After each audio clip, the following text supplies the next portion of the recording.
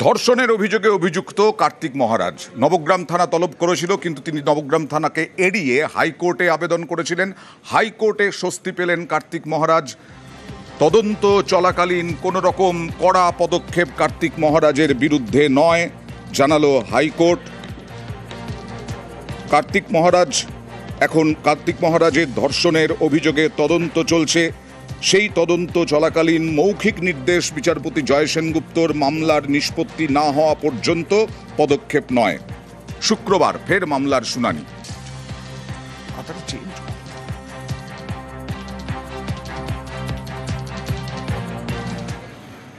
নিজের এলাকাতেই go back শুনতে হলো মন্ত্রী সিদ্দিকুল্লাহ চৌধুরীকে।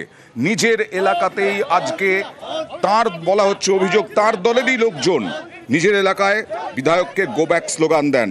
মন্ত্রীকে লক্ষ্য করে কালো পতাকাও দেখানো হয়।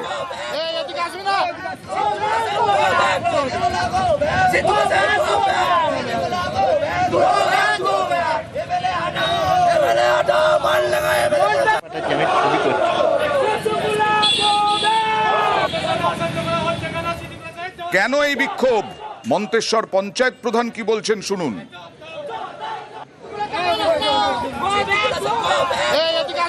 আমাদের এখানে যে তোলাবাজ, ধান্দাবাজ, চিটিংবাজ মন্ত্রী আছে, শুধুমাত্র তোলা ছাড়া কিছু বোঝে না। স্বাধীনতার পর প্রথম ক্যাবিনেট মন্ত্রী পেয়েছি, কিন্তু আমরা কি দেখলাম? সাধারণ মানুষের সব আশা থাকে না ডাল গম বাড়ির। কিছু মানুষের সার্টিফিকেটের প্রয়োজন হয়, যেমন ছাত্রছাত্রীদের মেডিকেলের, সেই সমস্ত সার্টিফিকেট থেকে এই এলাকার মানুষ বঞ্চিত হয়েছে। তাই এলাকার মানুষ আজ বিক্ষোভ দেখাইছে। আজকে পরিযায়ী শ্রমিকের মতো তিনি এসছেন, কিছু তোলাবাজকে নিয়ে, কিছু গুন্ডাকে নিয়ে। মন্তেশ্বরের সাধারণ মানুষ আজকে 4 বছর পর আজকে দালালি করতে এসছে, মন্তেশ্বরের মানুষ জবাব দিচ্ছে। আর এই যে বিক্ষোভ, কালো পতাকা, গো ব্যাক স্লোগান, তার জন্য দলেরই একাংশের বিরুদ্ধে অভিযোগ সিদ্দিকুল্লাহ।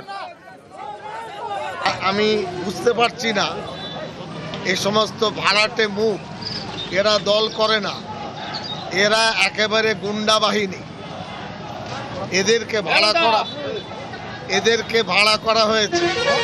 এদের সাথে মাওবাদীটা তো যুক্ত নেই।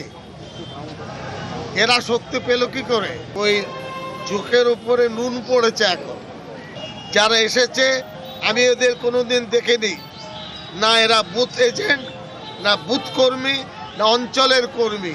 নেতারা লেলিয়ে দিয়েছে পয়সা দিয়ে।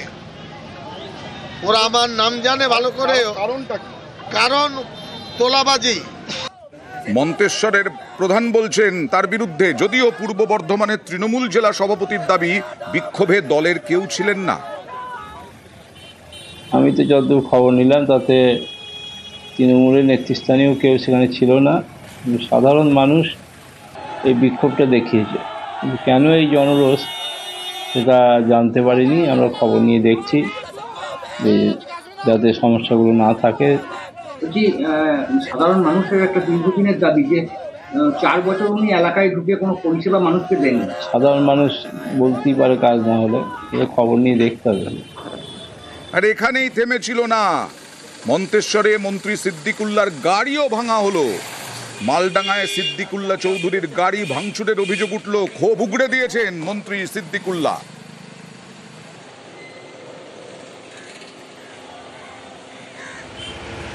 ছজনকে 10 জন ছেলে হবে, একজন ছেলে তো তীরে লাঠি নিয়ে আমাকে মারতে চলে আসলো কালো পতাকা নিয়ে।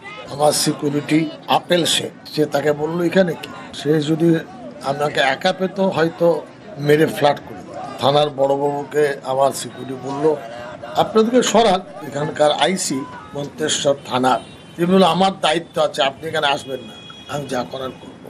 এবং রীতিমতো তাদেরকে সুযোগ করে দিলেন যে তারা যেন একটা ক্যাবিনেট মিনিস্টারকে কালো পতাকা দেখায়। 100% আহমদ শেখ আছে। আহমদ এখানকার পঞ্চায়েত সমিতির বোধহয় সভাপতি। তারপরে তার ব্যাপারে অসংখ্য ফাইল সব জায়গায় জমা আছে। আর আপনাদেরকে মনে করিয়ে দিই, কালীগঞ্জে উপনির্বাচনের ফলের দিন সিপিআইএম কর্মী সমর্থকদের বাড়িতে বাড়িতে টার্গেট করে পূর্ব পরিকল্পিতভাবে তৃণমূল কর্মী সমর্থকরা তারা বোমাবাজি করে। বোমার আঘাতে মৃত্যু হয় তামান্নার। আর তারপর থেকেই প্রতিবাদ চলছে। হাইকোর্টে মামলা হয়েছে, হাইকোর্টে গেল তামান্নার পরিবারও।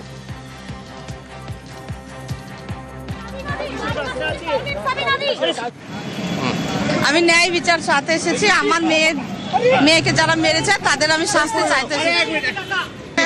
আমি আশাবাদী, আশা নিয়ে এসেছি, আশা ভরসা নিয়ে এসেছি, ন্যায্য বিচার পাবো বলে এসেছি। বেআইনি অবৈধ কাজ আমরা তুলে ধরি, তেমনি ইছামতি নদীর পাড়ে একেবারে বেআইনি হোটেল তৈরি হয়েছে। অভিযোগ, যদিও হোটেল মালিকরা অভিযোগ মানতে নারাজ।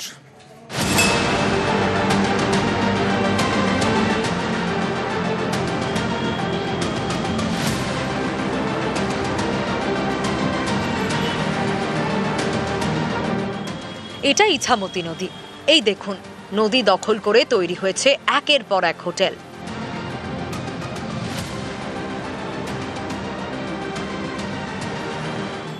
জোয়ারের জল আছড়ে পড়ে হোটেলের দেওয়ালে। উত্তর 24 পরগনার টাকি, গা ঘেঁষে বয়ে গিয়েছে ইছামতি নদী। অনেক পর্যটকের পছন্দের ডেস্টিনেশন। এমন একটি জায়গায় নদী দখল করে তৈরি হয়েছে একের পর এক হোটেল। অভিযোগ, এই হোটেল তৈরির জন্য কোনো নিয়ম মানা হয়নি, নদী থেকে নির্দিষ্ট দূরত্ব রাখা হয়নি। এর বিরুদ্ধে সরব স্থানীয়রা। প্রশাসনের বিভিন্ন দপ্তরে অভিযোগও জানানো হয়েছে। তাদের আশঙ্কা, এভাবে নদীর পাড় ঘেঁষে হোটেল তৈরি হওয়ায় যখন তখন বিপদ হতে পারে। এ নিয়ে কলকাতা হাইকোর্টের দ্বারস্থ হয়েছেন এক আইনজীবী। এইভাবে হোটেলগুলোকে খুব বিপজ্জনক অবস্থায় কনস্ট্রাকশন করে একটা পর্যটকদের টানবার যে একটা উদ্দেশ্য, কিন্তু প্রফেশনাল কারণের উদ্দেশ্যের জন্য কত পর্যটকের যে প্রাণহানির সম্ভাবনা হতে পারে, এটাকে সম্পূর্ণরূপে তুচ্ছ করে আজকে যে পরিস্থিতি তৈরি হয়েছে, এটা আমার মনে হয়েছে একটা মহামান্য আদালতের কাছে তুলে ধরাটা খুব দরকার। শুধু অবৈধ নয়, ওর পাশাপাশি আরও 2-3টে গেস্ট হাউস আছে। এ সবই নদীর ভেতরে এবং এগুলো আইনত নিষিদ্ধ হওয়া উচিত। কিন্তু পাশাপাশি নদীকে যেভাবে এরা আটকে ফেলেছে, তাতে আগামী দিনে যদি বড় বিপর্যয় ঘটে, তার জন্য দায়ী থাকবে এই গেস্ট হাউসগুলো। নোটিশটা হয়েছে, নোটিশটা আমার কাছে আসেনি। হ্যাঁ, বেশ কিছু আনঅথরাইজ সম্ভবত আছে, যেগুলো আমরা কর্তৃপক্ষের দৃষ্টিগোচর আমার এন্ড থেকে আমরা করেছি। এখন তো এগুলো অনেক আগের, কোনো ইলিগাল কনস্ট্রাকশন আমরা লিখিতভাবে কাউকে আমরা দিইনি। সিটি গেস্ট হাউসে আমার জমি বাস্তু, পৌরসভার পারমিশন, বিল্ডিং প্ল্যান সব কিছু নিয়েই করা হয়েছে। যেহেতু আমি রাজনীতি করি, এটা বিরোধীদের চক্রান্ত। যাদের কাছে চিঠি পাঠিয়েছে, আমার কাছে নোটিশ আমি পেয়েছি।